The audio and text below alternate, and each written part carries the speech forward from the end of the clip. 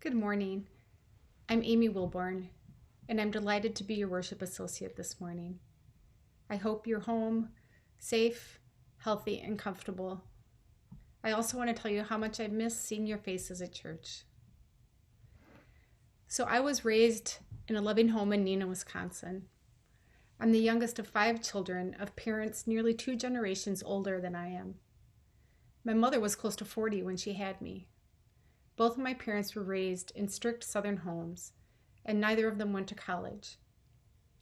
My father dropped out of school after the 7th grade. My parents met in their early 20s and got married 2 weeks after their first date. They often told me that they didn't have a pot to piss in or a window to throw it out of back then, but they were happy. My mother was funny, affectionate, generous, and loved by many. And at 91 years old, she still is. My dad, who's no longer living, was the breadwinner and worked 6, sometimes 7 days a week, running an airline. So my mother was the chief cook and bottle washer, as she would say, and the disciplinarian. My siblings and I received our discipline Southern style. We were spanked with the good old-fashioned switch, and occasionally had our mouths washed out with soap. Appearances were important to my parents, my mother especially.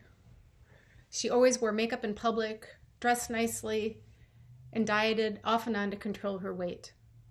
People's physical appearances, including my own, were always a topic of conversation and criticism.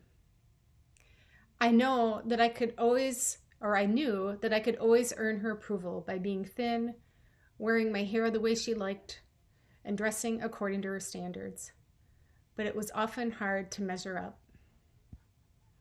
It became pretty clear to me by the time I was a young adult that my mother and I would not be close emotionally. Much like her way of disciplining, her way of responding to emotional pain was through shaming.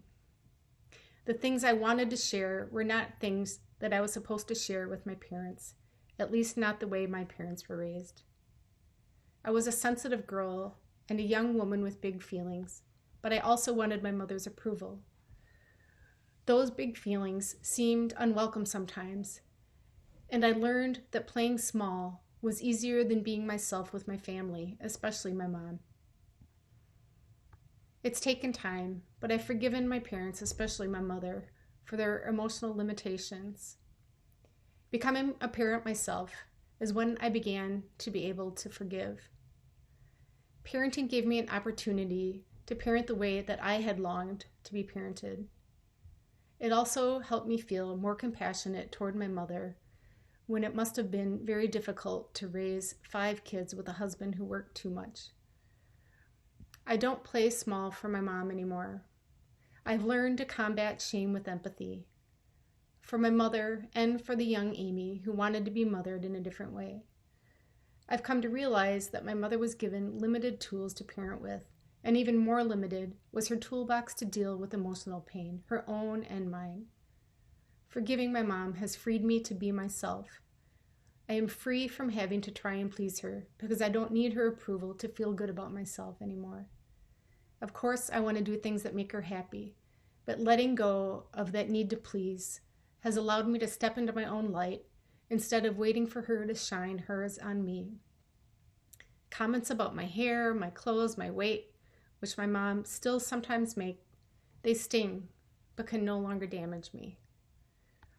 Forgiveness doesn't make the pain go away, but forgiving my mother has allowed me to love her and care for her in this very turbulent and frightening time when she is the more vulnerable one. Forgiveness has allowed me to say, she's done the best she can with the tools she has. After all, that's what I'm doing as a parent. I'm doing the best I can with the tools I have, and I can only hope my sons forgive me one day for the things that I didn't care.